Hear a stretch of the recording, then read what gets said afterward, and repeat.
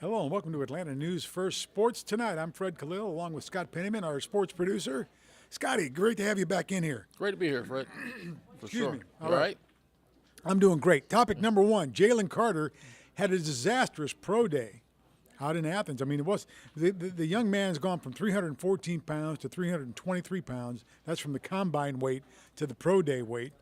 He struggled on pro day and just really, he didn't do any of the physical tests again, so he didn't run. I mean, I don't know how if you don't do the measurables, I don't know how the teams will be able to get a good read on you. And there's talk now that he's not going to be the number one overall pick and he might fall. He'll still be in the first round and still be, I think they believe, in the top 10.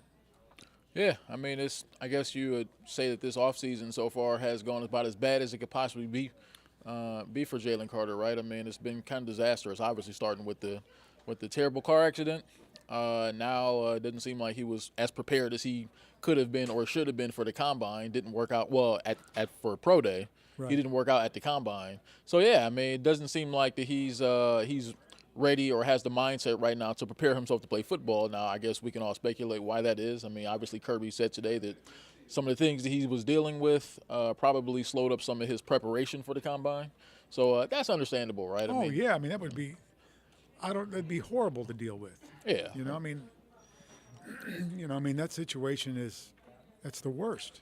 Right. I couldn't think of a worse situation. I mean, it's just awful. Right. Now looking at things from a pure football standpoint with Jalen Carter, I think you look at it like I think he's expected, like I said a few weeks ago, I thought he was going to fall a little bit in the draft. I still expect that to be the case. I mean, before I thought he would fall somewhere between 10 and 20. I think that's about the range where you'll see him at, right? I mean, I think that when you start talking about guys who fall between 10 and 20, because he was obviously projected as a top 3 sort of prospect. Number one, yeah. Yeah, possible number 1 prospect. Now he's going to fall down between 10 and 20. I think that's around the What range. about 8? Past the Falcons?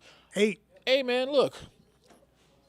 I think it all depends on when it comes to a player like Jalen Carter and some of the baggage that he has. I think it all has to do with, if the Falcons are one of the teams that may take a look at him. I think it all has to do with the structure of the front office and just if they think that Arthur Smith and Fontenot and some of the guys in the Falcons front office have what it takes to be able to reach Jalen and maybe get him with the program, because there's obviously some things off the field and there's obviously some character things there that you may have to deal with. So I think it just matters if you feel like your front office is equipped to deal with some of the things that he comes with, then yeah, I think you will, because obviously he's talented, so you'll take a chance on talent. Someone's always going to take a chance on talent. Oh yeah, Believe doubt. that. No doubt. Arthur Smith was there today. Bears head coach was there today. Yeah. Mike Tomlin was there today.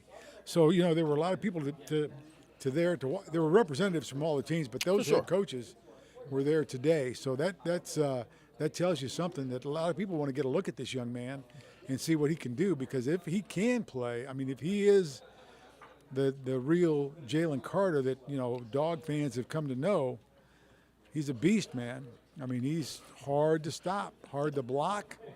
He can do it, man. I mean, and I'd keep drawing the comparisons between him and Warren Sapp back in 1995. Remember Warren Sapp at the University of Miami? He was seen as a top 2 or 3 prospect, had some issues off the field, at least they said had some issues off the field. He fell in the draft and became a Hall of Fame player for the Tampa Bay Buccaneers. So if he plays his cards right, or if that team that drafted him plays their cards right, this could be a similar situation here where you look at a very, very talented player that probably has the talent level to be taken top 5. He's going to fall into the teens. So now you look at your organization, or do you have the right pieces? Do you have the right staff in place to be able to groom a player like him? And if you do, this could be a Warren Sapp sort of Hall of Fame type player.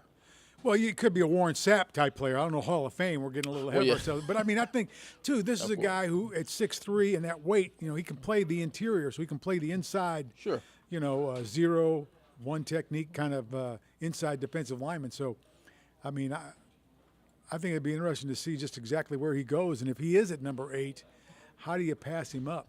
Yeah. How do you pass a guy like that up if he is the best player available on the board at that time? But I think for his future, when you look at the best situations for him to be in, if you're just looking at the best interests of Jalen Carter, I think maybe kind of out this region, I think when you start looking at really good teams, really good organizations and teams that have the reputation to be able to handle players. Right. Maybe teams like Pittsburgh, teams like the Ravens, teams like Seattle.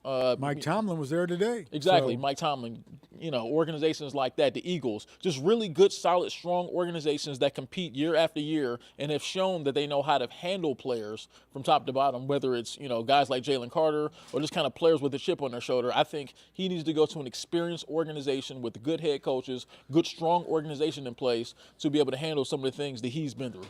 look, when he comes to training camp, it's going to be a media crush like he's never seen. For sure. So no matter where he goes. Yeah, that's no matter where he that's goes. really Yeah. key. Yeah, that's key too. So, all right, we're going to move on to our next topic, which is Aaron Rodgers confirmed on Pat McAfee's show that he wants to play for the Jets this fall.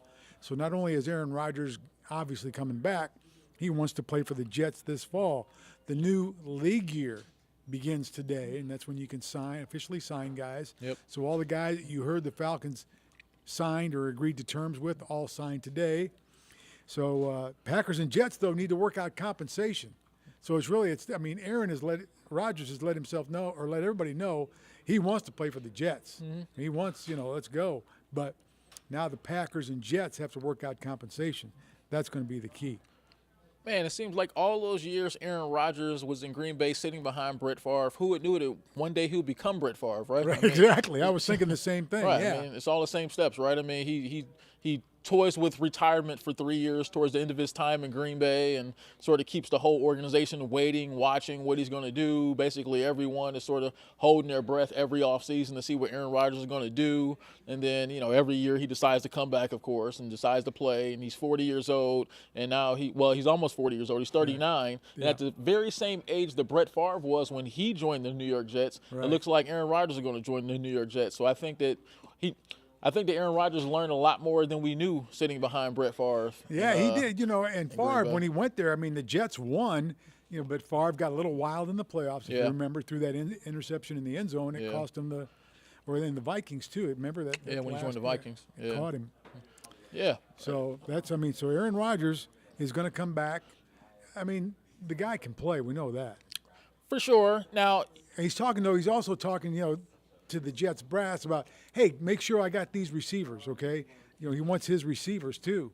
Yeah, how about that? So Aaron Rodgers in Green Bay, right? I don't have the right talent around me. I don't have the kind of receivers to help me win. Also, give me those guys. Also, give me those Aaron guys. Rodgers. Yeah. Get me those same guys in New York, right? He's one of the most bizarre give me people. those guys, man. I want those. Exactly. It makes no sense. If a bunch of the guys who people said or you said that you couldn't win with in Green Bay, now you want them around you with New York. It doesn't really seem to make any sense, right? But that's Aaron Rodgers. He's a pretty goofy dude, and he changed his mind. He's really quirky. Whatever. Look, at the end of the day, I just wonder, when you watched Aaron Rodgers last year, did it seem to you like he lost a little bit? I don't know. Maybe a little bit of his mobility, but his arm strength is still there. Yeah. His release and his arm strength. It's pretty incredible. That dude can let it rip. Yeah. Make no mistake about it, though. Him going to the Jets, this is not about them becoming a contending team. No.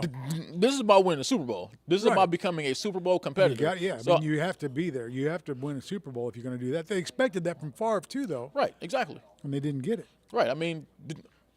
If Aaron Rodgers goes to New York, this is about the ability to compete and win a Super Bowl, compete for a trip to and win a Super Bowl. Right. So I just look at how the Jets are set up. You just kind of wonder Aaron Rodgers at this point in his career. Now, look, the Jets have a lot of good pieces and components around the quarterback. Right. They have a good running game, Breece Hall. They have a couple good backs in the backfield. If they sign all the people who Aaron Rodgers wants, I know he mentioned Odell Beckham. I think that's one of the pieces that he wants there too. With the receivers that they currently have, Garrett Wilson had an outstanding rookie year. The rookie from Ohio State had a big-time year last year for them. Their defense was outstanding. Yeah. So the pieces and parts are around Aaron Rodgers in New York for them to win. Now, the expectation, he's in New York. Look, if he goes to New York and leads that team to a Super Bowl and wins a Super Bowl, man, he's going to be legendary. The biggest thing since Joe Namath, right? Right, exactly. It'd be huge. Exactly. That's the thing, though. As you said, it's Super Bowl or bust for the New York Jets. Yeah, it is. And the Jets, unfortunately, have been bust a lot. They have been. So, Look, and they're trying to change their fortunes, right? They're trying to get them a lottery ticket here. This is about, like I say, getting Aaron Rodgers. This is not about going to the playoffs and losing in the first round. This is about winning championships or winning a championship. So I think that when you look at Aaron Rodgers, there's no more excuses now. There's no more. I think Aaron Rodgers has had kind of a lot of excuses made for him, more excuses than someone of that great level of ability needs to have made for them last couple of years. So now you're going to a situation where everything is ready-made for you. Everything is there except for the quarterback. It's time to go get it. It's time to go win. Okay, now let's move on to the next one because we're hearing this. This is, hearsay, but you always hear that this time of year because the league year started today. So that's why you see all the signings. We talked about that. The Cowboys have apparently informed running back Ezekiel Elliott that he will be released. Zeke is going to be released. And, you think about it, Scott, running backs in the NFL, how long is that shelf life? Those guys, they take a beating. I mean, especially, a guy like Zeke that carried the load, and for the Cowboys. He was their guy. I mean, he carried the load for a long time. I mean, you take some shots. And, how much tread, they always talk about how much tread is on the tire. And it appears that Zeke doesn't have a lot left. So he'll be designated as a post-June 1 release. So that's almost a $17 million cap hit. And post-June 1 will save $11 million for the Dallas Cowboys. Look, people may call me a hater or whatever, but I've said for many years, I don't think it's ever a good idea to give a starting running back in the NFL contract extension. It just doesn't seem worth it. No, number one, those guys are never as good after the contract as they were before. You're going to get your best production from a running back in the NFL in the first 4 years of his career, no matter who he is. I mean, just go ahead and look it up. I would say 90% of the great backs in NFL history, you're going to get their best production in their first 4 or 5 years. So it really doesn't make any sense to give any one of them a long-term extension because, just go through all the years. Just go through the backs every single year who have gotten extensions. Go to Jamal Anderson here with Atlanta. Exactly. Way back when, Jam. I mean, he was NFC's leading rusher. Falcons go to the Super Bowl. He wants a new deal. They give it to him. He gets hurt. Right, exactly. It makes no sense to give that position just because they take so much wear and tear. And I'm not going to lie, it seems like a lot of guys, after they get the big money as a running back, they kind of mentally quit. They kind of don't run as hard as they did before they got the money. I don't know whether it's mental. I don't know whether they feel like they don't have to run as hard as they used to. But it just seems like once guys get their money as a running back in the NFL, their production just slows down. So I just think the smart money move all the time is to let a guy play out his first 4 years and then just, if he's that valuable to you, just franchise him every single year. Just go because, 1 year at a time? Yeah, just 1 year at a time. You can only do that so many times, though, right? And then it's a running back, right? Yeah. That's outside of field goal kicker and punter and maybe long snapper. Right. Running back is probably the most replaceable position in the NFL. There's so many guys that can run the football. There's a capable running back in every NFL draft. And let's face it, these teams who win the Super Bowl, how many of them win a Super Bowl with star running backs? Well, a lot of them have a good running game, right? But not a star running back. I see you. Right, not star running back, but they have 2 or 3 guys that are capable and can run the football. I mean, look at Kansas City this past year. Just go through all the years. Right. Very few teams who win a Super Bowl had star running backs anyway. So to me, it just makes no sense in today's NFL where teams are throwing the ball 40, 50 times per year anyway, to really give a running back big money or a long-term extension. Makes no sense. If you throw the ball 40 times a game, obviously you don't need a running. Maybe you need a big fullback to block, right, to pass block. Yeah.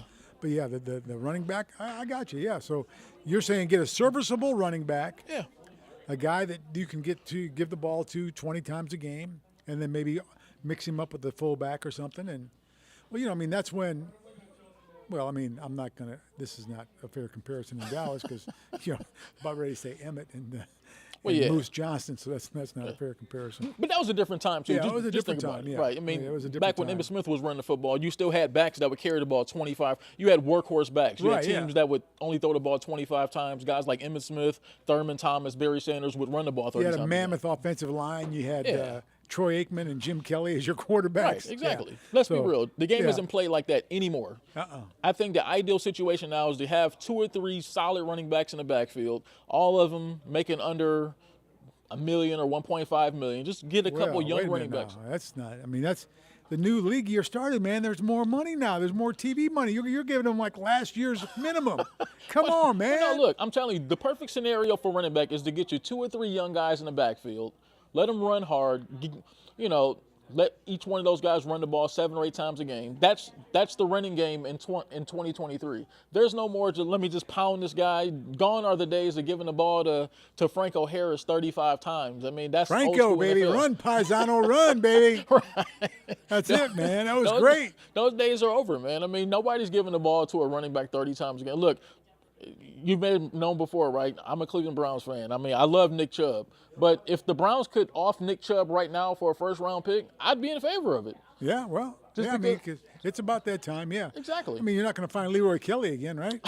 Right. He was one of my favorites, number 44, baby. Jim Brown, Leroy Kelly. Yeah, Leroy I mean, Kelly, man, that was, yeah. Right. And then Jim Brown, obviously. and like yeah, you said, the obviously, Falcons, yeah. Jamal Anderson, like you said, I mean, like after he got his contract, what happened? He got hurt right away, yeah. And Exactly. Dan Reeves, the head coach of the Falcons, called it. He goes, I don't like to give out, because he was also in charge of football operations.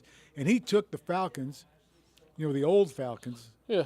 to the Super Bowl, which was an incredible time to be in Atlanta. So it was outstanding. But he said, you know what? I never liked, because he was in Denver all those years, and they went Right. to the Super Bowl, 4 times in a row, Right. 3 times in a row. And he said, I just don't like giving those running backs, big money, because, as you said, they get hurt, and there's not a lot of tread on the tire. So that's what happens. And just think about after him, Devontae Freeman. He got a big contract too, right? He did, yeah. And what happened after that? Got hurt, yeah. Exactly. Right. I mean, so it's almost never worth it to give a running back a long-term extension. Almost never worth it. There's just, like you said, the tread goes down too fast, and I just think something about them makes them quit after they get their big money.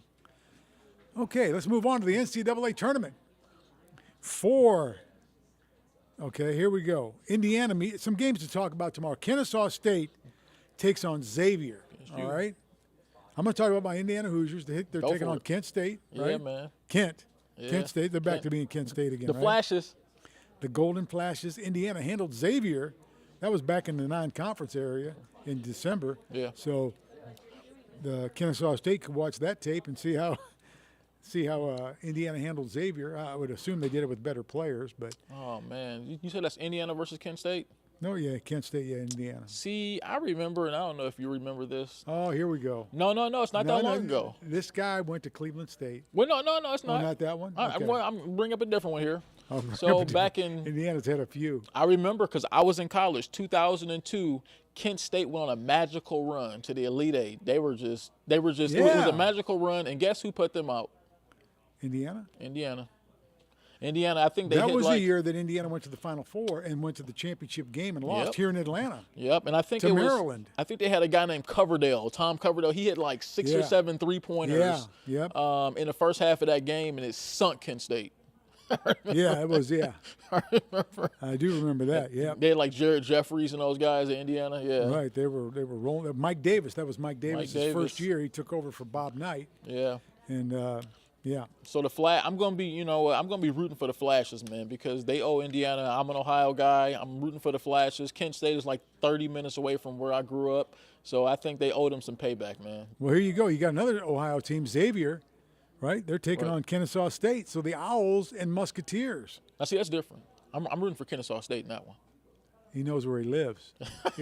He knows where he's from, but he knows where he lives. Yeah. I'm going for Kennesaw because good coach. I mean, no, that's great, man. Coach Amir Abdul-Rahim, Yeah. good guy, Atlanta guy, you Great know. guy. Wheeler High School, I mean, Yep. Really is a guy that he grew up not far from Kennesaw State. Yes. And now he's coaching them. And I'd like to see him win. That'd be great. I do What too. would that do for the profile of the school? It would be huge because, in football now they're moving up to FBS, the Yeah. old Division I. And they're going to play in Conference USA. So they're taking that big step up. Right. And they're playing spring football right now. All the schools are. And just being around, I've covered Kennesaw State a lot this season, right? So, I mean, just being out there around those guys, around Coach Abdul-Rahim, around some of their players like Chris Youngblood, Terrell Burden, those are some really good guys. I've seen them work hard the entire year. I saw from where they started at the beginning of the year. I see where they're at now. I'm happy for them. I'm happy that they have this opportunity to play in a tournament, and I hope they keep this magical ride going as long as they possibly can. You know why I like to root for our local schools? I mean, not only because I live here, but Yeah. the teams like Kennesaw State and Georgia, they go get kids that play high school ball around here. For sure. So they're guys that we see literally grow up before our eyes. And it's neat that Amir Abdul-Rahim can go to Norcross or go wherever and just pluck these kids and get them to come to Kennesaw State, and they end up winning and going to the NCAA. That'll be, the NCAA tournament is so cool because they're inclusive like that. Yeah. Including teams that these are not the 68 best teams in the country. No. Okay, don't ever think that. But this is the best show in sports because of the inclusiveness the way they bring in like a Kennesaw State makes the tournament a mid-major. I mean, that's huge for the community, for the program, for everybody. Yeah, you gotta love it, man. I mean, like I said, those guys out there, and it's so key, like you just talked about. They have a lot of local players at Kennesaw State because they recruit the area. That's kind of what they do. And for schools like Kennesaw State, you have to recruit the area strong because you're probably not going to get a star player from California to come to Kennesaw State. No. So you have to be able to recruit this area strong, and maybe kind of get some of those second or third best kids in the area. But I think what benefits them though is they keep guys together for 3 or 4 years, and I think that's what makes Kennesaw State so strong. They got some juniors and seniors on this team who have been there since from the beginning. They've been here. They need that. Exactly. I mean, a lot of teams. That's how the smaller schools, the mid-majors, advance. Right. Exactly. I don't mean smaller schools because Kennesaw State's enrollment is off the charts. Big, but I mean, the mid-majors, that's how they advance. Exactly, because they have that continuity because they have guys who are there year after year. They're not losing one-and-done type players. They have guys who are there 3 and 4 years, and I think that's what Kennesaw State's roster is. That's why I think they'll be dangerous. They'll be dangerous against Xavier just because they do have that continuity. They have guys who have been there since 4 years ago when they only won 1 game. So they know they've played together, they know each other well, and I think that serves you well come tournament time. You know, a team that is kind of like Kennesaw State and a school that's kind of like Kennesaw State is Northern Kentucky University. Oh, yeah. There's a school that's in suburban Cincinnati, right across the river from Cincinnati in Kentucky, and they're a team, they won their conference, so they're in the tournament, but they get Houston. Yeah, that's they get the Houston Cougars. Yeah, well, I think their only hope. I think their best player, Sasser, that Marcus Sasser, he might be on the mend a little bit, right? He's struggling. Yeah, he's banged up a little bit. Houston's best player, Houston's best player. Yeah, so that might be one of their only hopes. But let's face it, I mean, they're probably gonna get spanked by the Norsemen. Well, now they're the Norse. The Norse, let's go, baby. They're probably gonna get spanked tomorrow by Houston. I mean, Houston's one of those teams. I mean, they're one of the elite teams in the country. They're one of the 4 or 5 teams that have a real chance to win it all. So what a thrill for the kids from NKU, you know? I mean, for sure, yeah. You know, to play in the big dance like that and be on the big show, and of course you're playing a #1 seed like that, so you're going to get a lot of exposure. Yeah. I mean, that's neat. Yeah. What else is on your mind, Scotty? I gotta tell you what's on my mind, man. Just I thought about this even before the show. So this off season here, right? I'm just NFL free agency time, right? I mean, obviously the tournament's big, but NFL free agency has been huge this week. So in the midst of all this NFL free agency, I'm just looking at a lot of these teams, right? Teams who really need quarterbacks or who don't have good quarterbacks, at least from what I can see. Maybe, look, I'm not an NFL scout, but when I look at the Washington Commanders, I didn't see a good quarterback last year. When I look at the Atlanta Falcons, I didn't see a good quarterback last year, right? So you got these teams in the offseason. Even Tampa Bay lost Tom Brady, right? Right. So I'm looking at who these teams are signing this offseason. I'm looking at the Falcons signed Tyler Heineke. Nothing against Tyler Heineke. He's a good, solid backup. Taylor Heineke. I'm sorry. I do it all the time. Right. I do it all the time because he's in high school. He went to Collins Hill. I was calling Tyler, but you look at the Falcons. They signed Taylor Heineke this offseason. You look at the Washington Commanders. They just signed Jacoby Brissett today. You look at the Tampa Bay Buccaneers. They just signed Baker Mayfield. You look at Daniel Jones. He's getting like $40-something million this offseason. And you look at you look at a former league MVP in Lamar Jackson, that all it would take is 2 first-round picks and a couple $100 million, which by today's NFL standards is very reasonable, and he's still sitting there waiting for a phone call. So you mean to tell me someone in the Falcons front office was going, you know what? I think Heineke gives us a better chance to win over Lamar Jackson. Let's give him 2 years, $20 million. Well, now, you know what? I think Jacoby Brissett gives us a better chance to win over Lamar Jackson. Let's go get him. They didn't give him. You know, here's the thing though with that situation, the Falcons are so salary cap. You know, what do I want to say here? They freed some money up this year though, right? A little bit, but not a lot. They're still kind of in salary cap purgatory. So, you know, trying to sign, I mean, that's a big splash. I mean, that would be huge to get Lamar Jackson, get him in Atlanta with the Falcons. I mean, it would be unbelievable. But, I mean, obviously, you know, they know something we don't. So I would love to know what they know that we don't, because I'm looking at some of these quarterbacks around the NFL and some of these teams who. Well, I'm not saying that I mean, obviously, Lamar, Lamar's better than the guys we're talking about. He's better than anybody we're talking about. Right. I'm not talking about that. I mean, there's certain things that have to happen, how it fits. With the salary cap, and the Falcons have already been in salary cap purgatory, so they're going to blow up their future or blow up everything. I guess you want to win now. You don't want any green bananas, so why not go for it? Yes, I would blow up everything, sure. Why not? So if I have a chance to get an MVP Right. quarterback that's really just reaching the prime of his career, yeah, I mean, I would young. much rather have him than give Heineke 2 years, $20 million for just the next couple of years, and have Desmond Ridder. So you're okay going to camp with your quarterbacks being Desmond Ridder and Taylor Heineke, in opposed to giving 2 first-round picks and a couple $100 million for Lamar Jackson? Well, then what do you do with? Well, then obviously you don't sign Taylor Heineke, right? You don't sign him, No. and you tell Dez, hey man, you're going to be a backup for a while. Sure. Learn under Lamar, but yeah, Or even think about a team like Tampa. I mean, look, with all due respect, I like Baker Mayfield. Yeah, he's not. Oh, You have an opportunity to get Lamar Jackson. Like, Yeah, right. Are you serious? Right. Hey, I don't disagree with you. Okay. There it is. So we'll see what happens. But that's all the time we have tonight for Sports Tonight. Thanks so much for joining us. For Scott Penniman, I'm Fred Khalil. We'll see you back here tomorrow night at 6:30.